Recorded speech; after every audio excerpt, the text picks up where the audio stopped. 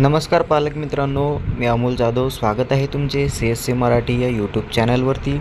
मित्रांनो, खूप साऱ्या पालकांना प्रश्न पडलेला आहे आणि खूप जणांच्या कमेंट येत आहेत.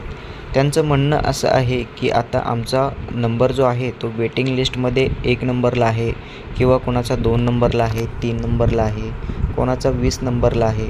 तर अशा आपल्याला कमेंट येत आहेत की आमचा वेटिंग लिस्टला हा नंबर एवढ्या नंबरला आहे. तर आमची वेटिंग लिस्ट जी आहे ती क्लिअर कशी होईल हे आपण आजच्या व्हिडिओमध्ये जाणून घेणार आहे. मी तुम्हाला सांगणार आहे की वेटिंग लिस्ट क्लिअर कशी होते. तर व्हिडिओ शेवटपर्यंत पहा. चॅनलवरती पहिल्यांदा असाल तर चॅनलला सबस्क्राईब करा.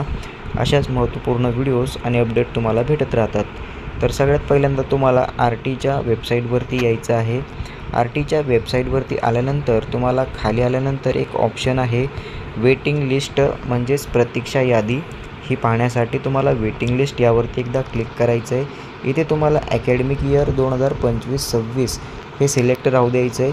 त्यानंतर इथे तुम्ही ज्या जिल्ह्यासाठी फॉर्म भरलेला आहे, ज्या जिल्ह्याकरिता तुम्ही फॉर्म भरलेला आहे तो जिल्हा तुम्हाला इथे सिलेक्ट करायला विचारेल. तर तुमचा जो जिल्हा असेल तो तुम्हाला इथे सिलेक्ट करायचा आहे.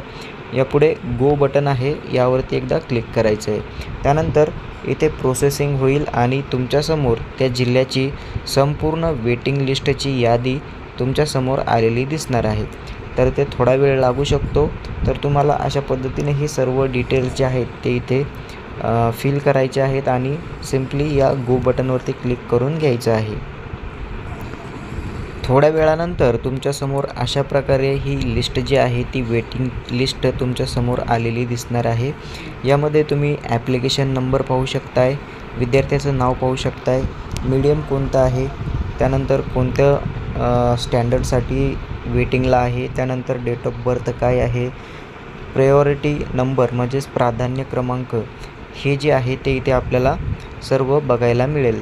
स्कूलचं नाव वगैरे तुम्हाला इथे सर्व डिटेल जी आहे ती वेटिंग लिस्टमध्ये बघायला मिळेल. आता तुम्ही इथे पाहू शकताय प्रायोरिटी नंबर 1 जो देण्यात आलेला आहे. तर इथे तुम्ही पाहू शकता या शाळेचं नाव आहे.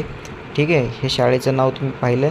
त्यानंतर या शाळेमध्ये जर ज्या काही जागा आहेत, आता उदाहरणार्थ आपण समजूया की या शाळेमध्ये 25 जागा आहे फॉर एक्झाम्पल आणि त्यामध्ये 20 विद्यार्थ्यांनी रेग्युलर सिलेक्शनमधून प्रवेश घेतलेला आहे आणि 5 उरलेल्या ज्या जागा आहेत, आता या 5 उरलेल्या जागांवरती प्रवेश कोणाला द्यायचा, तर वेटिंग लिस्टमधील जी पहिल्या नंबरला नाव दिसत आहे प्रायोरिटीमध्ये बघा, प्राधान्य क्रमांक 1, 2, 3, 4 आणि 5 ज्या 5 उरलेल्या जागा आहेत त्या 5 उरलेल्या जागांसाठी त्या शाळेकरिता हे जे प्राधान्य क्रमांकवरील पहिले 5 नंबर आहेत.